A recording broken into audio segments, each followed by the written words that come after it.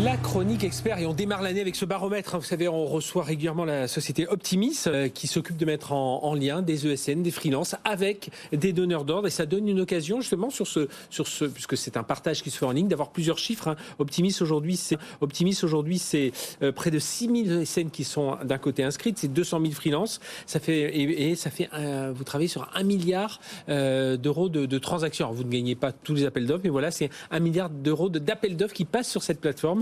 Et à chiffre d'affaires, tiens, on le précisera, 70 millions d'euros de CA. Et avec nous, Alix Mircham, bonjour. Alix, donc directeur marketing achat chez Optimis. Et avec nous également Charles Mauclair. Bonjour Charles. Bonjour Frédéric. Président du collège ESN et ICT, donc c'est les conseils en technologie de Numéum, dirigeant du groupe S2I. On rappelle, Numéum, c'est le syndicat, première organisation professionnelle. Alors, les ESN, les éditeurs de logiciels et les sociétés de conseil, c'est 2500 adhérents. Et c'est 85, pas loin de 85% de chiffre d'affaires du secteur du numérique en France, voilà, sur les 700 effectivement qui sont pour 1000 salariés en France. Et le but, c'est à la fois de fédérer, de travailler avec l'ensemble des acteurs des écosystèmes, et puis faire rayonner le numérique, puisque ça sert aussi beaucoup dans les entreprises. Et on en reparlera tout à l'heure. On en parlera dans la deuxième partie de l'émission. La digitalisation, il faut avancer davantage. Alors, ce que l'on fait chaque mois, justement, on voit le nombre de demandes qui sont faites de la part des ESN, des freelances. On voit, et de l'autre côté, ceux qui cherchent aussi des spécialistes, des chefs de projet dans tous les domaines. Et ça nous permet de voir un peu si la demande correspond à l'offre, et de voir si le marché est en tension.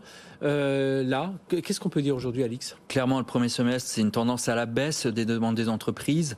Le premier semestre était plutôt négatif. Alors, on voit une petite différence en juillet, une reprise de 17% de hausse de demande des entreprises en juillet. Donc, on espère qu'à la rentrée, pour la fin de l'année, cette tendance haussière va se confirmer. En parallèle, une baisse de la disponibilité des profils de 16% sur le même mois de juillet, ce qui est plutôt logique entre l'offre et la demande. Ça nous fait un indice P2I, donc l'indice de tension du marché, qui a une valeur de 1164, qui est toujours tendue pour les raisons qu'on connaît, donc sur certaines technologies, spécialités, la pénurie des talents subsiste. De cloud, on va probablement en parler. Mais globalement, pour l'instant, premier semestre, tendance à la baisse sur les demandes IT. Charles Mauclair, oui, je crois que c'est général. On a eu sortie de Covid, parce qu'il faut encore en parler, même si ça commence à faire quelques années. Mais voilà, il y a eu un peu d'euphorie sur le marché 2022, 2023. Il y a beaucoup de projets. Il fallait relancer la machine. Et puis oui, ce que dit Alix, oui, vous le voyez, vous, au niveau. On le confirme complètement chez Numéum, effectivement. On avait un taux de croissance de l'ordre de 5% en 2022, 2023, 2021, 2022. 2023, ça a commencé à s'effriter. On arrive à 4%. Et cette année, Numéum voit pour les ESN un taux de croissance de l'ordre de 2%. Le premier semestre a été très calme, on le voit très bien sur le baromètre d'Optimis. Ce que l'on peut noter en revanche, c'est qu'on a eu quand même un début d'été un peu plus dynamique, une reprise de dynamique avec les donneurs d'ordre qui avaient quand même besoin de lancer un certain nombre de projets après plusieurs mois d'attentisme jusqu'au mois de mai. Donc juin et juillet ont été plus dynamiques pour nos entreprises. Et la bonne nouvelle, c'est que comme on avait globalement de la disponibilité dans nos équipes, vu qu'il y avait une baisse de la tension, on a pu utiliser ce vivier-là pour pouvoir leur répondre. Alors justement, si on parle de tension, on s'en réfère à un taux journalier moyen, c'est ça, Alix, c'est-à-dire le prix que l'on paye un ingénieur, un chef de projet, un technicien. Et là aujourd'hui, alors on en est où à peu près de ces tarifs ? Alors nous, on a fait un focus sur deux spécialités, une à la hausse, une à la baisse. À la hausse, ce qui n'est encore une fois pas une surprise, sur de l'infra et du cloud. Une hausse de 15% sur le premier semestre, en un semestre, ce qui est assez important, et une baisse de 9% sur la spécialité data, mais dans les sujets de business intelligence et reporting.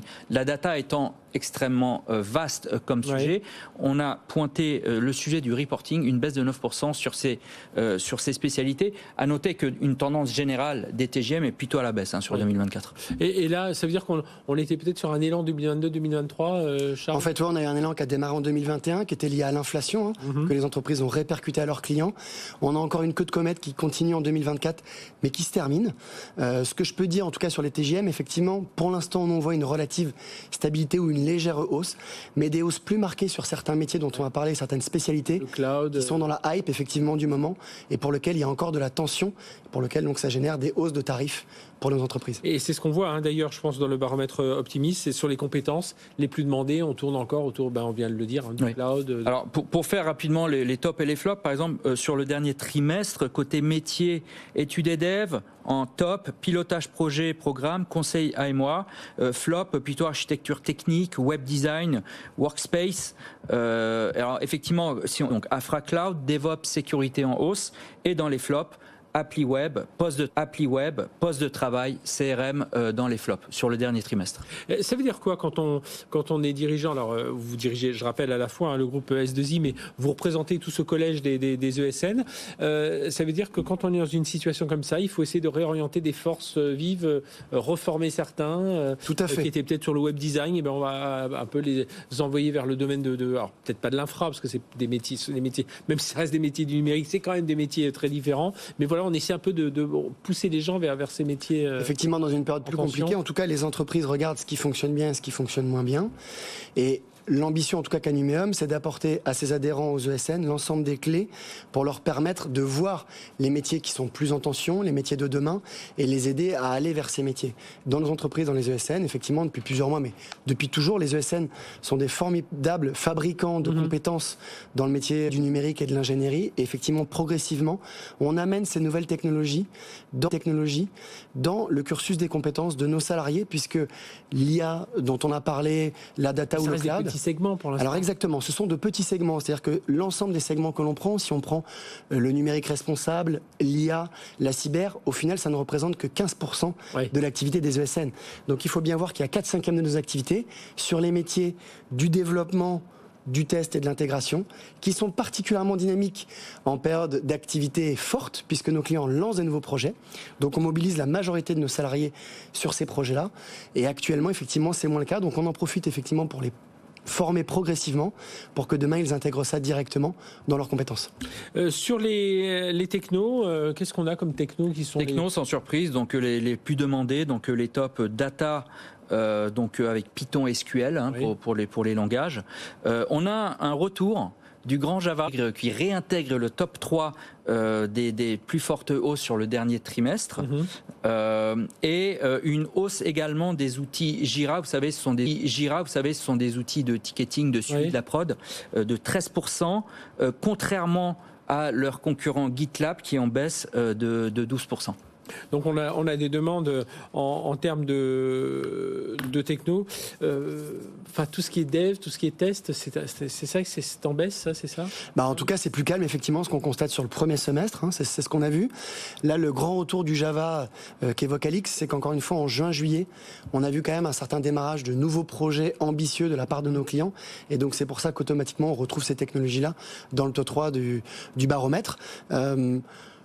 Nos clients vont quand même devoir lancer des projets. On est dans un phénomène de cycle où, par rapport à ces technos, où il y a vraiment certaines technos qu'on va, tout ce qui. On sent quand même que le test, on en a besoin, mais on fait quand même de moins en moins. Et effectivement, les outils, notamment les outils de l'IAGEN, vont nous aider à optimiser le temps de test pour en faire peut-être un petit peu moins, en travaillant sur des outils différents et en allant se focaliser sur des activités à plus forte valeur ajoutée. Mais nos équipes n'attendent que ça. Et encore une fois, globalement dans l'IT, depuis de nombreuses années, on est en pénurie de compétences.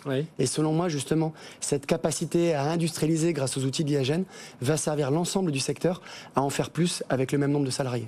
Donc pour moi, c'est une bonne chose. On va regarder tout ça, justement, ces métiers de la Gen AI, comment ils évoluent, toutes ces demandes à travers le baromètre Optimis. Effectivement, ce sont d'ailleurs de nouvelles balises qu'on crée sur les plateformes, toutes les plateformes qui font du machine learning pour intégrer donc de nouvelles technos, nouvelles spécialités. Et on aura bien sûr, d'ici quelques temps, beaucoup plus de data sur toutes ces nouvelles technologies. Eh bien, on aura l'occasion de voir tout ça. Merci d'avoir été avec nous, Alix Mearsham, donc directeur marketing et achat chez Optimis, voilà pour ce baromètre. Puis je vous invite à aller voir les replays, parce que comme ça, c'est pas mal. On voit un petit peu l'évolution sur le temps. Partir très loin, parce qu'on va le retrouver dans la deuxième partie de l'émission. Je rappelle, vous êtes président du collège ESN et conseiller en techno de Numéum et dirigeant du groupe S2I, parce que justement, on va parler avec nos deux autres invités tout à l'heure de comment s'annonce la rentrée pour les ESN. On en a eu un petit aperçu là, mais on va rentrer un peu plus dans le vif du sujet tout à l'heure. On va pas parler que des compétences, on va aussi parler des projets, de la souveraineté. Enfin, il y a beaucoup de sujets, de la transition durable, de l'IA. Évidemment, ce sera en deuxième partie de l'émission. Mais tout de suite, nous allons partir au Japon avec